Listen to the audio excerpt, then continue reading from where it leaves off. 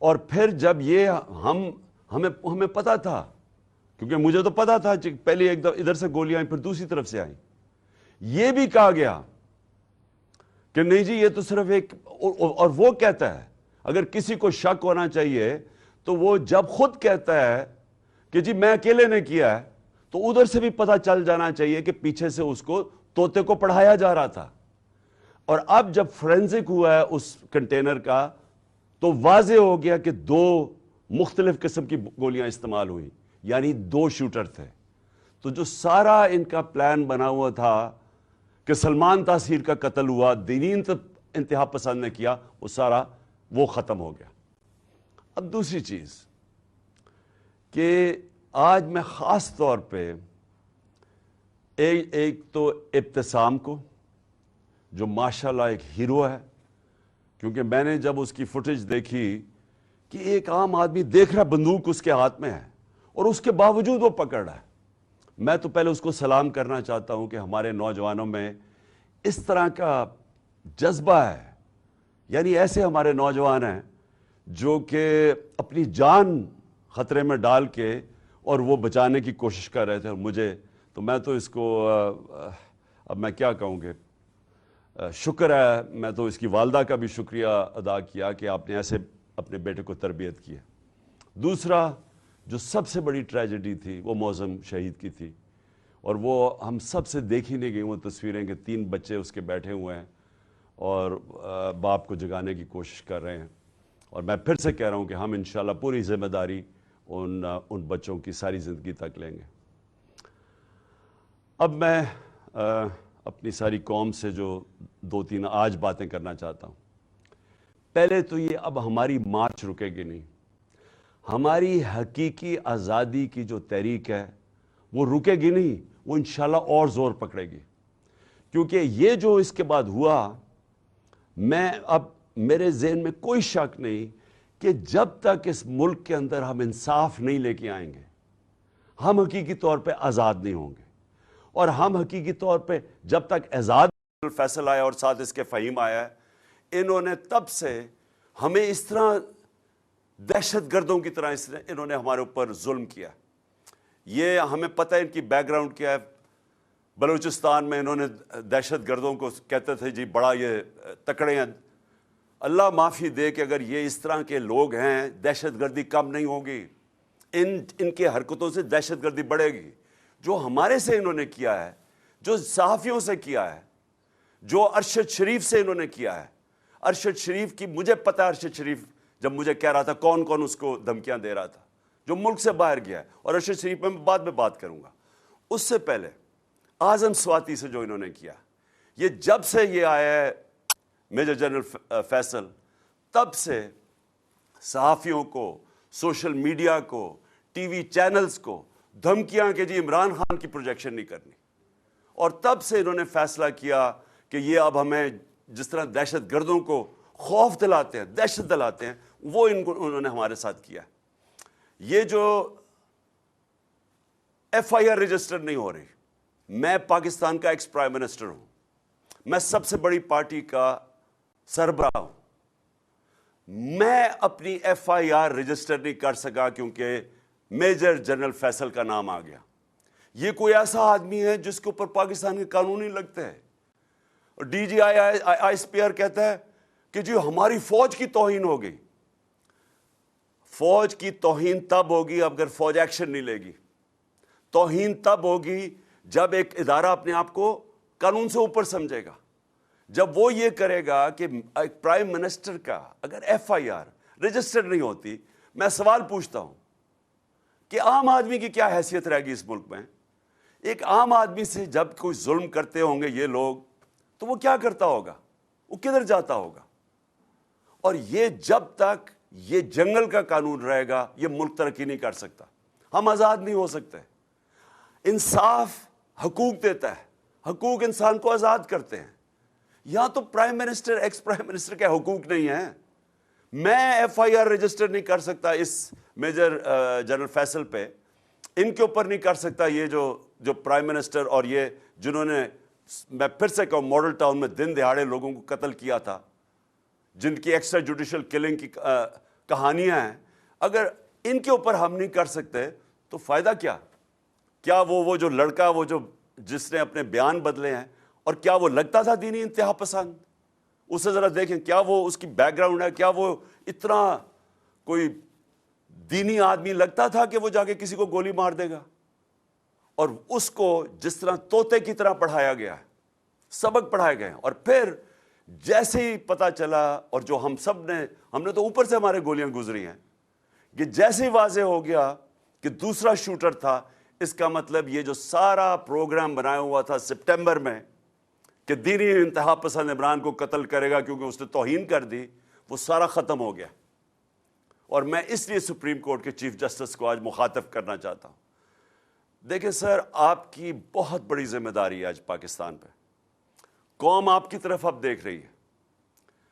قوم یہ دیکھ رہی ہے کہ پاکستان کا ex prime minister first information report اپنی درج نہیں کروا سکتا، جو اس کا حق ہے۔ انویسٹیگیشن ہو، اس کے بعد پتہ چل جائے کہ کیا جو ٹھیک ہے یا نہیں۔ میں اپنے سارے جو مجھے پورا پتہ ہے کہ یہ پلان کب سے بنا، کیسے بنا، وہ ویڈیو کس نے نکالی، کس ایجنسی نے وہ ویڈیو نکالی، کون سے ایجنسی کے ساتھ یہ جو وقار ستی ہے اس نے اس کو اٹھایا، پھر کس طرح وہ پی ٹی وی نے 4 دن چلائی۔ اب پی ٹی وی 4 دن اس طرح کی چلا رہا ہے ویڈیو، اشتعال دینے کے لیے اور پلان کرنے کے لیے کہ جب یہ قتل کریں گے تو کہیں گے جی تو اس نے بڑی توہین کر دی مذہب کی۔ اور اس کے بعد یہ جو نون لیگ کی، یہ جو وہ دونوں مریم، دونوں جھوٹی، اور پھر یہ جو جاوید لطیف، انہوں نے جو پریس کانفرنس کرتے ہیں، میں تب سے لگا ہوا ہوں کہنے کہ ان کا پلان بنا ہوا تھا کچھ اور۔ ان کو کوئی دین سے تعلق نہیں ہے۔ چوروں کو دین سے تعلق نہیں ہوتا، چوروں کو صرف چوری بچانے سے تعلق ہوتا ہے۔ جب چور دین کی باتیں شروع کر دے کہ جی دین سے توہین ہوگی، تو پیچھے کوئی اور گیم تھی، اور وہ واضح ہوگی کہ تھی۔ اور ان کے ساتھ مل گیا تھا یہ میجر جنرل فیصل، اور اس کی ٹیم نے پوری طرح یہ سارا کچھ انہوں نے پلان کیا، سارا اسکرپٹ کے مطابق کیا۔ اور اللہ کا کرم ہے، زندگی موت جس کے ہاتھ میں ہے، وہ کہتا ہے کہ ایک پلان انسان بناتا ہے اور ایک میں بناتا ہوں، اس نے بچا لیا۔ اور میں چیف جسٹس چاہتا ہوں صاحب کہ آپ اس کے اوپر ایکشن لیں۔ قوم آپ کی طرف دیکھ رہی ہے۔ یہاں شہباز گل کے اوپر کسٹوڈیل ٹارچر ہوئی جب سے یہ فیصلہ آیا ہے، اور وہ شہباز گل اس کا نام لیتا ہے، اس کے نیچے لوگوں نے کی، کچھ نہیں ہوا۔ یہاں اعظم سواتی سے جو کسٹوڈیل ٹارچر ہوئی، اس سے جو کیا، ساری دنیا میں بدنامی ہوئی پاکستان کی، کوئی سو موٹو ایکشن نہیں لیا گیا۔ اور جب اعظم سواتی کی وہ جو ویڈیو کے سیٹ نکلا ہے، ایک یعنی ملک سوچتا ہے کہ ہم اس سے نیچے گر سکتے ہیں۔ میں چیف جسٹس صاحب پوچھتا ہوں، اس سے نیچے گر سکتی ہے قوم؟ ہماری تو ہے ہی اسلامک سوسائٹی۔ میں مغربی سوسائٹیز کو کے اندر سے جانتا ہوں، وہاں کوئی تصور نہیں کر سکتا کہ اس طرح کی ویڈیو نکال کے اور اس کی بیوی کو بھیجیں۔ تو ہم کتنا نیچے گر چکے ہیں۔ کب آپ اس ملک کا انصاف کا نظام ہمیں پروٹیکشن دے گا، ہماری حفاظت کرے گا؟ وہ کب وہ وقت آئے گا؟ اور یہ اگر گولی کامیاب ہو جاتی، یہ مجھے مار دیتے، تو مجھے بتائیں، ایک ہی تو جماعت ہے اس وقت ملک میں جو سب سے بڑی پبلک کے اندر ہے، فیڈرل پارٹی ہے، تو ان کا تو پلان یہ تھا کہ وہ تتر بتر ہو جائے۔ تو یہ تو دشمن چاہتے ہیں پاکستان کے۔ تو اس لیے میں نے ریکویسٹ بھی کی ہے کہ 4 چیزیں چیف جسٹس صاحب آپ کو دیکھنی پڑیں گی۔ میری ایف آئی آر، اور اب واضح ہو گیا کہ 2 شوٹر ہیں کیونکہ وہ فرینزکس میں نکلا ہے، تو اس کا مطلب کہ جو انہوں نے کہا تھا ایک ہی آدمی نے اور دینی انتہا پسند، وہ ختم ہو گئی بات۔ نمبر 2 اعظم سواتی، اس کے اوپر پوری تحقیقات ہوں۔ اور نمبر 3 جو ارشد شریف سے ہوا ہے، جو ارشد شریف سے ہوا ہے، جو ویڈیو دکھائی گئی ہے ٹی وی پروگرام پہ کل، میرا پہلا سوال یہ ہے کہ ایک ٹی وی اینکر کے پاس کیسے ویڈیو آ گئی، جبکہ اس کی والدہ جو پوسٹ مارٹم کے ریزلٹس مانگ رہی ہیں ان کے پاس تو نہیں آئی، ٹی وی اینکر کے پاس کیسے آ گئی؟ اور میرا نمبر 2 سوال یہ ہے کہ کون اس کی تحقیقات کرے گا؟ کون اب کینیا سے کیوں نہیں انہوں نے کینیا فوری طور پہ لیٹر لکھا کینین اتھارٹیز کو، گورنمنٹ کو لکھنا چاہیے پوچھنے کے لیے کہ شروع کا تو بیان یہ تھا کہ جناب وہ رانگ آئیڈینٹی پہ مارا گیا ہے، اور اب واضح ہو گیا ہے کہ یہ ایک پلان کر کے تشدد کیا اس کے اوپر، اس کے بعد گولی ماری گئی۔ تو جب تشدد کیا، وہ کون تھا جس کو سب سے زیادہ تکلیف تھی ارشد شریف کی رائٹنگ سے، اس کی تحقیقات، اس کی جو انویسٹیگیٹو جرنلسٹ، کون تھا جس کو خطرہ تھا اس سے؟ کون تھا جس کو اتنا غصہ تھا کہ پہلے اس کے اوپر تشدد کرو پھر اس کو قتل کرو؟ یہ چیف جسٹس صاحب، یہ صرف سپریم کورٹ کر سکتا ہے۔ ہمیں کوئی اعتماد نہیں ہے اب۔